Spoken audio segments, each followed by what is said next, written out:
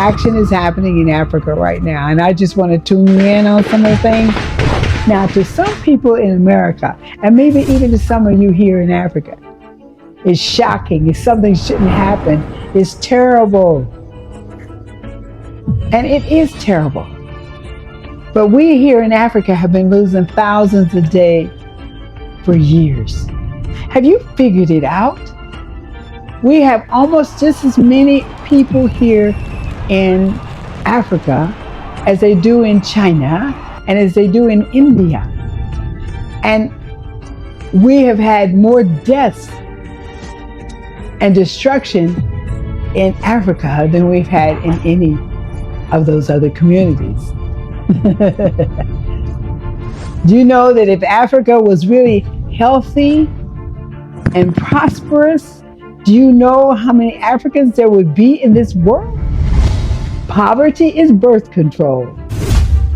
Poverty is population control.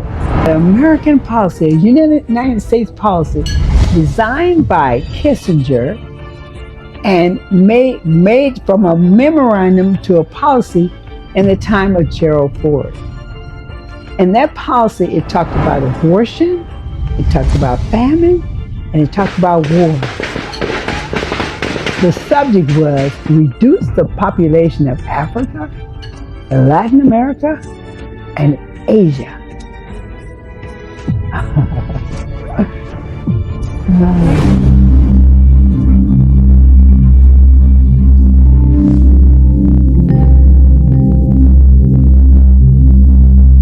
I said, assisted genocide.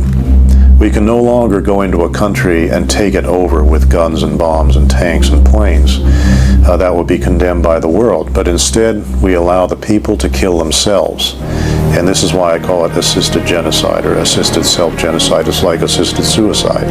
You can't kill a person directly, but you assist them in killing themselves. We're doing this on a vast scale to entire countries and continents today. Don't just watch, act. Learn the history, share the truth, stand for justice, and be part of the change.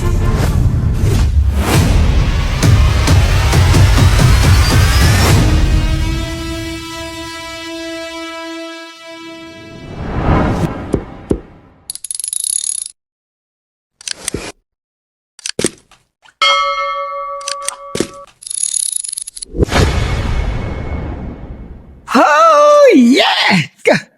Oh, I'm telling you, I'm just so full of life. I'm so glad, so glad, so glad. Pretty soon, I will be 83 years old. Turn that around, it's 38. Yeah, but I won't go back there. I'll start at 40. But let me tell you, things are happening. It's hot here. It is really hot. Now, I don't mean heat hot. I mean hot, hot. Action is happening in Africa right now. And I just want to tune you in on some of the things and talk to you about some of the controversies. I'm not going to tell you who to listen to, but I'm going to tell you, I'm going to just alert you on a few things. Now, I just asked a friend, he sent me some information, and it was the news reports he got from BBC, CNN, MSNBC, Guardian, and Al Jazeera, and a whole lot of famous, Reuters, all the famous news reporters, right? But those famous news reporters hire people, and they do hire people, and they hire people to tell them what's going on the ground. But most of the time, especially when it's in one of those hot areas, they're not going there and be bullets flying by them. No, they're going to want to send in to try to get a report. And then it's according to the report. So I had my friend to tell me, well, I'm not going to look at YouTube because YouTube, half that stuff on YouTube ain't true. But I'm going to tell you something. There's not one news outlet that is famous that has not reported a bunch of lies.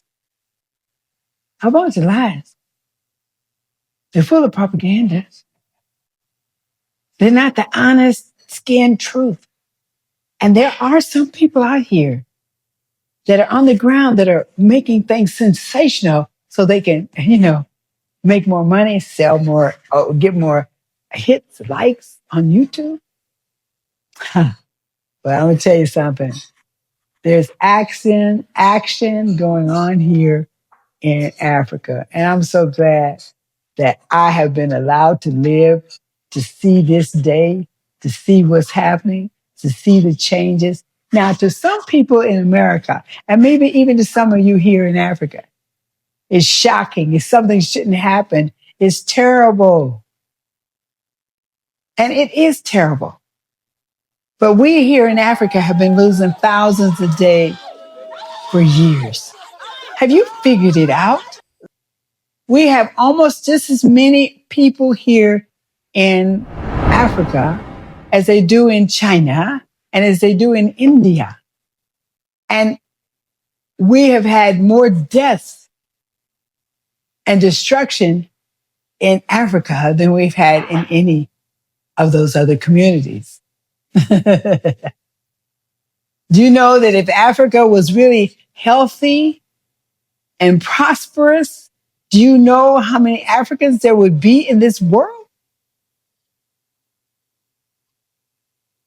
Poverty is birth control. Poverty is population control.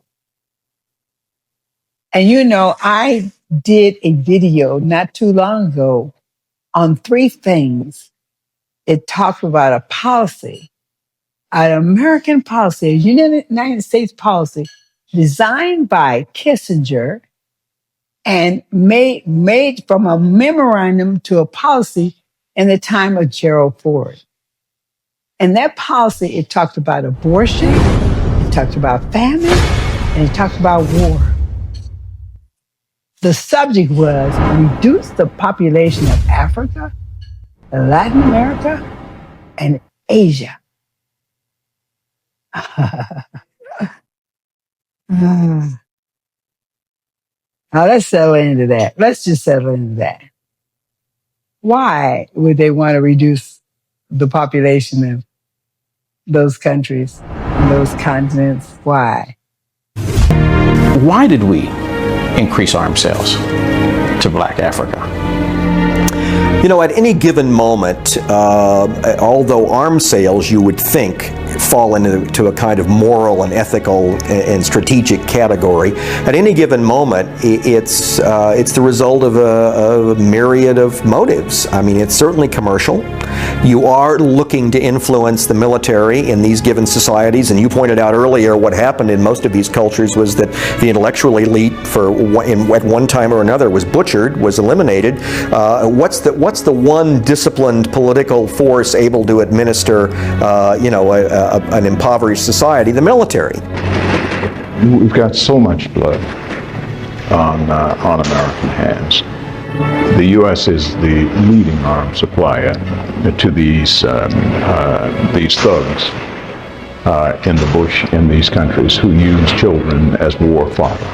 I never knew a Pentagon officer who ever approached arms sales from a moral point of view. It was strictly national interest. Do we want influence with these people? Do we want to make money at the same time? Do we want our people to be there as a listening post? And if you sell weapons, you need people there for technical assistance and so on. No, it's a very practical matter of influence. So U.S. guns don't kill people. Well, of course they do, but that's the price you pay. Why would they want to reduce the population of Africa? We are some of the strongest, most durable people in the world. If China would have been done like Africa, wouldn't hardly be any Chinese around. If India would have been done like Africa, there wouldn't hardly be any Indians around. If Europe had been done like Africa, there wouldn't be any Europeans around. And when I say Africa, I mean our other possessions as well. Brazil, Jamaica, Barbados, Bahamas, Trinidad, and Tobago.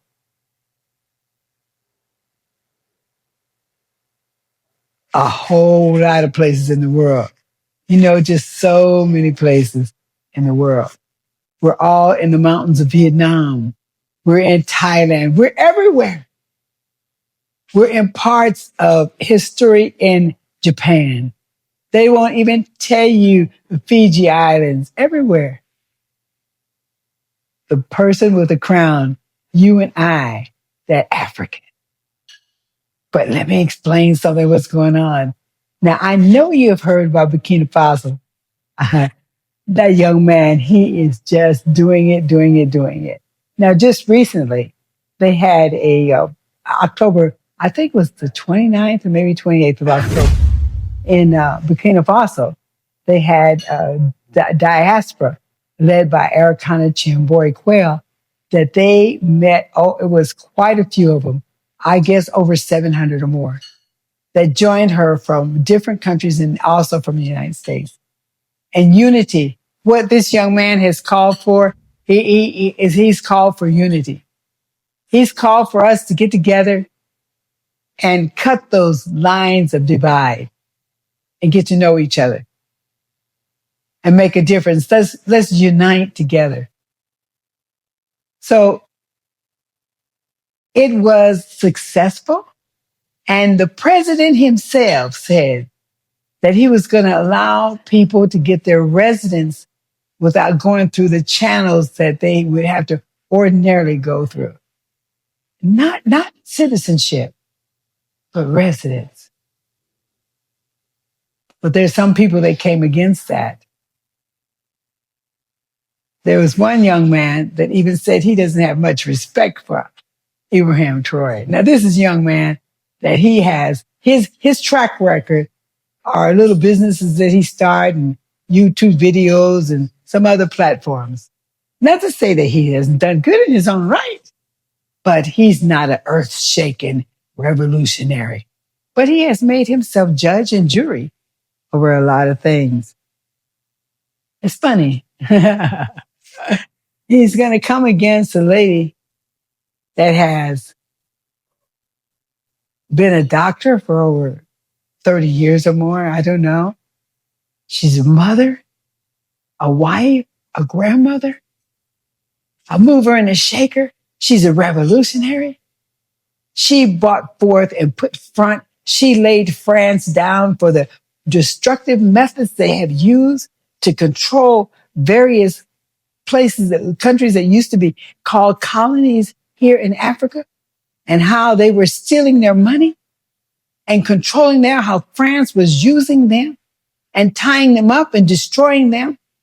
She pulled out the picture. They hired the wrong person in the African Union. They hired her as an ambassador. I don't think they knew what kind of ambassador she was going to be. They had no idea about this fireball. And this young man that has been a video creator, and he has several platforms, and he's doing good. Nothing wrong. I used to watch him. That's how I found out what he said, because I was watching him. But I noticed he's become judge and jury about a lot of things. And you know what? Usually when you've been convicted of things, or people say you're a scammer or a shammer or a schemer, and that you took money from people or you destroyed them or you lied them, there has been a judge and a jury. And there has been witnesses that are brought forth to testify against you.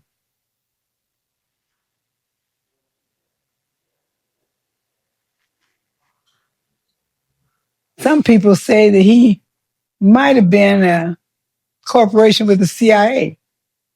I don't think he's in cooperation with the CIA, but I believe that they can use the weapon he has in his hand against people that are in Pan-African movement, even though he says he's a Pan-Africanist. Now I'm finished with him. He's good in his own right. I understand he's even advising men on what to do with women. And I looked and scored and scored. Where is his wife? Where is his children? Where is his history of success with women? You know, Okay, let me move on.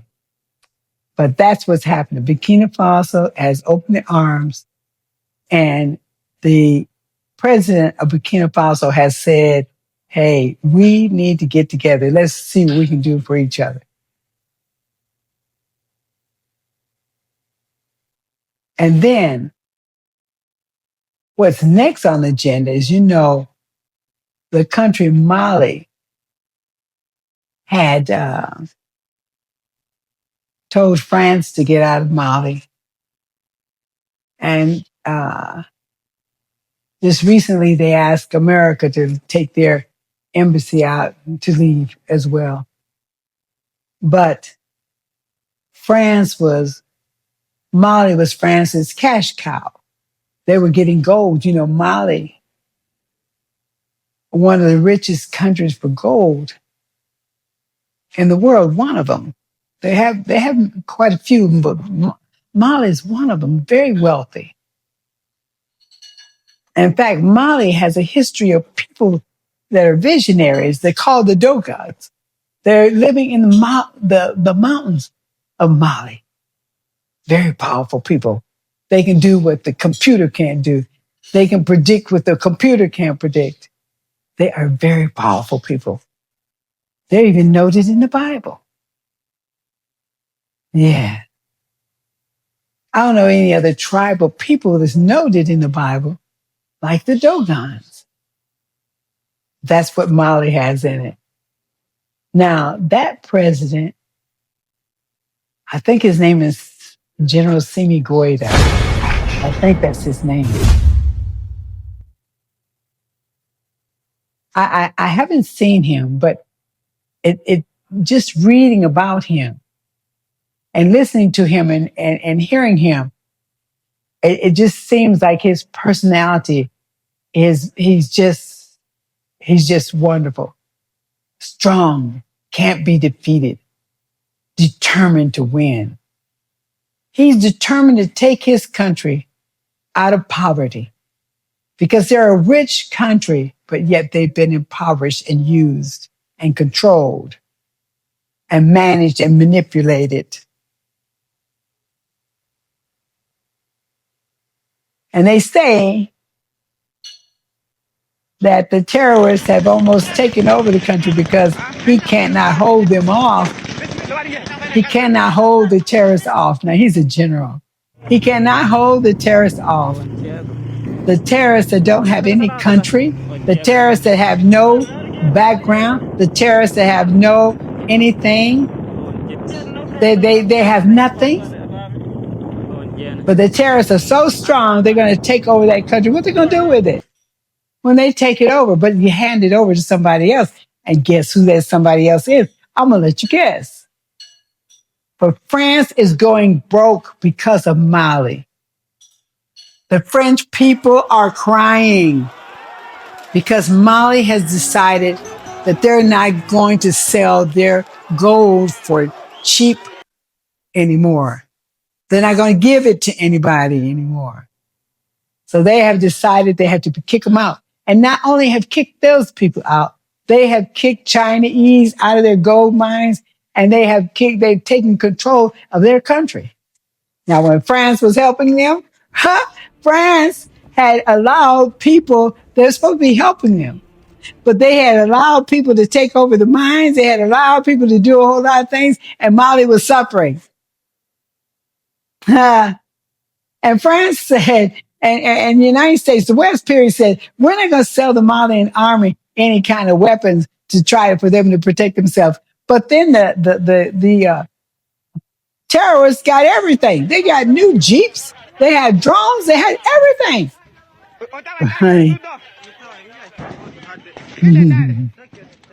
This Malian president say, hey, the buck stops here. Ain't no more, ain't gonna happen.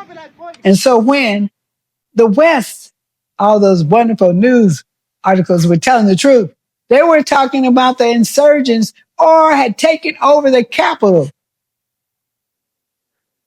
They had gone into Mali, had taken over the capital, and they were knowing that the people were going to come against the general because he was, Simi Goita was not able to really help the Malian people. He was not capable. They need the French people. They need the French people to help them. Can you imagine? Every time I turn around, it's always, and even some of us think, oh, the Mali's been run by the Chinese now. Like we can't run something. Or Mali's being run by Russia now. Or we need France. Those people that have that kind of thought about who we are, that's because they don't know. The most dangerous thing in the world right now is happening in Mali and in Burkina Faso. Now let's don't stop there. And I'm telling my friends that they need to know what's going on, and they don't want to know. They don't have to get political, but they need to know what's going on. And if they don't want what's going on, at least they should shut down those lies they're getting from the various news sources that are supposed to be the news source. Lies. Now let's move on to Niger.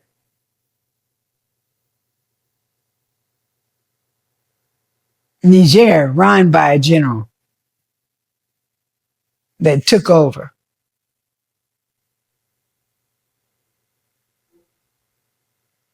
And he said to France, no more uranium. They were getting 80 cents for something that France was getting 200 euros for.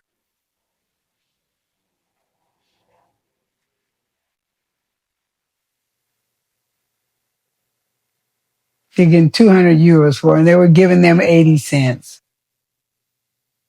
They had no electricity, and France was lit up. They used the uranium for lights. They didn't have 20% of that country had lights, and that 20% included the embassies there and some of the government offices, but the homes were blacked out. But it came a day when those people say, no more, no more. I don't want it, France. And France said, but we're protecting you from the terrorists. The terrorists, Al-Qaeda, ISIS, GMI, or whatever, or GIMN, or whatever. Because by the time I get that initial, they'll come up with some other kind of initial for a terrorist group all along the borders. And they got better guns and better equipment than the people inside that have armies. The armies of those countries were less equipped than the terrorists were equipped.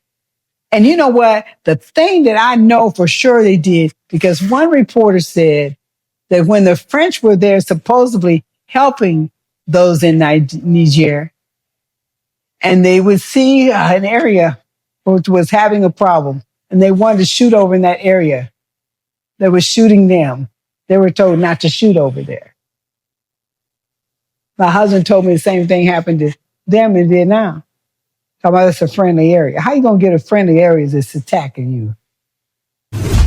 Now that's Niger. Now Niger is bordering my favorite place, because that's where my grandson come from. My grandchildren are there. I want that place to do something special. And that's where my roots are. In Nigeria, not Nigeria, Nigeria. And a new thing has come up right now. A new thing has come up about Christians being destroyed. Do you know that the people they're killing on those borders are mostly Muslims killing Muslims? It's a joke. Yes, Christians are being killed. You're right. And Christians are killing too. I don't know what Ukraine is, and I don't know what Russia is. Are they Christians and Muslims?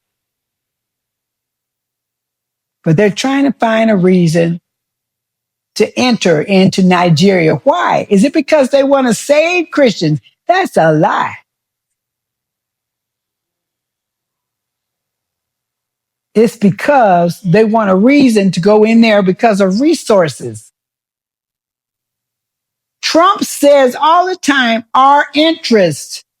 It didn't say Nigeria's interest. It didn't say Mali's interest. It didn't say Burkina Faso's interest. It didn't say no. It didn't say. It said because of our interest, the U.S. interest, not because he wants to save some Christians.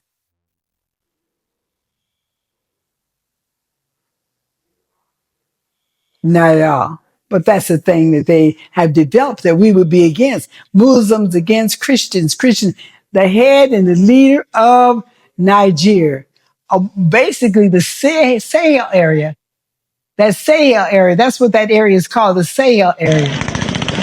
It's basically Muslims. That's where the trouble is. And the reason why the trouble is there is because they kicked France out.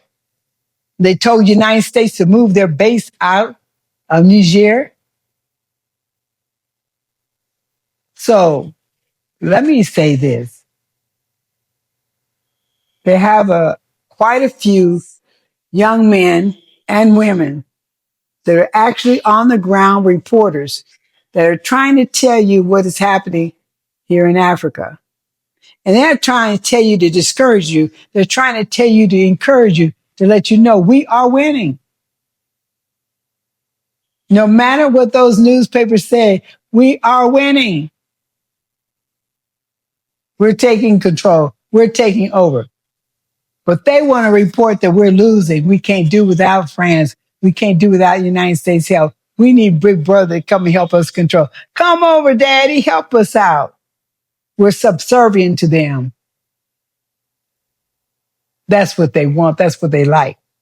So they have to guide us and lead us because they know how things operate.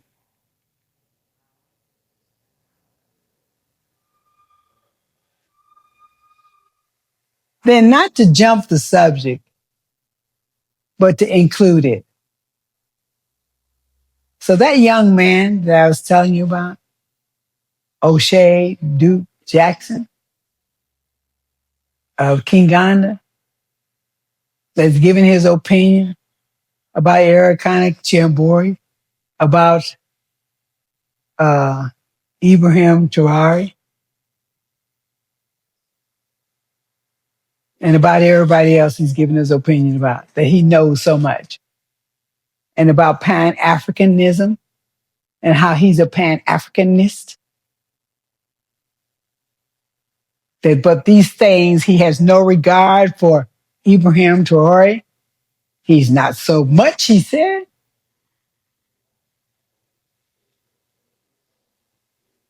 Because if you really, really are interested in what's happening here in Africa to make changes where poverty will not be will be a thing of the past,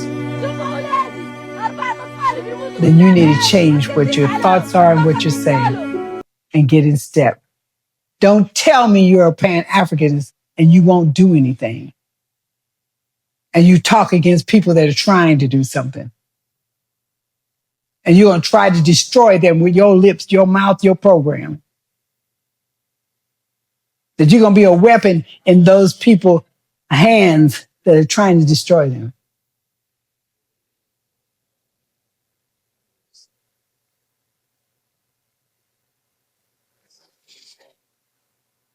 You know, it's so funny. Oshai, what's his name? Duke Jackson. He's in Uganda. And Uganda's president has been ruling that country terribly for 30 some years. He doesn't talk about him, but he reached way over to Burkina Faso to talk about the president there. He doesn't talk about that man, the president of Uganda, but he reached way over there into the United States to the ADDI to talk about Erikana Chiambori Quayle.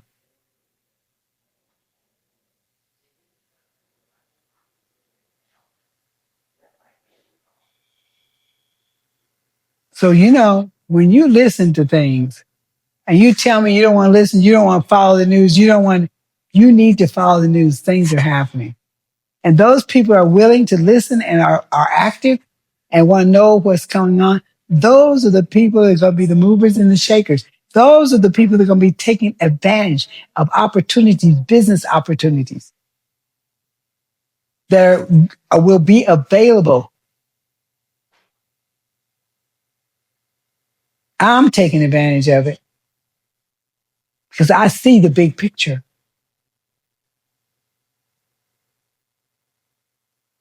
But you need to know what's going on and how it's been used and manipulated.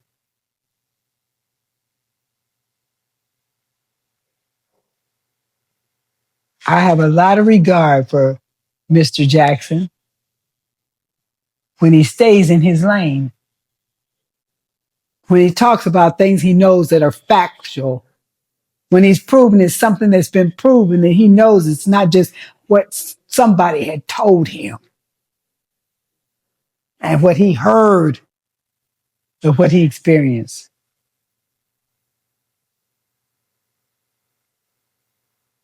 If you so-called expose everybody that you think is hurting somebody based on hearsay, that's really quite something. That shows a weakness.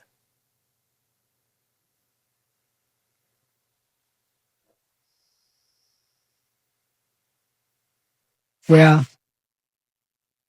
I'm a Pan-Africanist. I'm a revolutionary.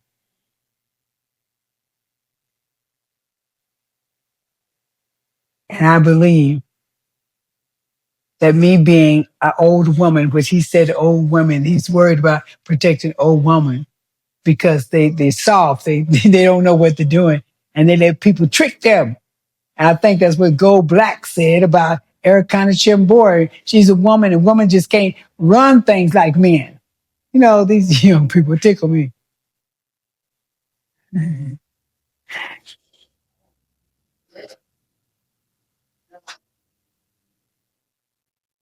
You know,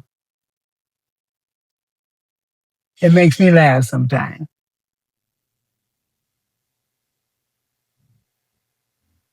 It makes me laugh. If young people were so smart, how come they can't get this stuff out of these old people's hands? They're working hard to try to do it. You can't out manipulate them. Don't you think you can out manipulate and outthink an older person? You can't do it.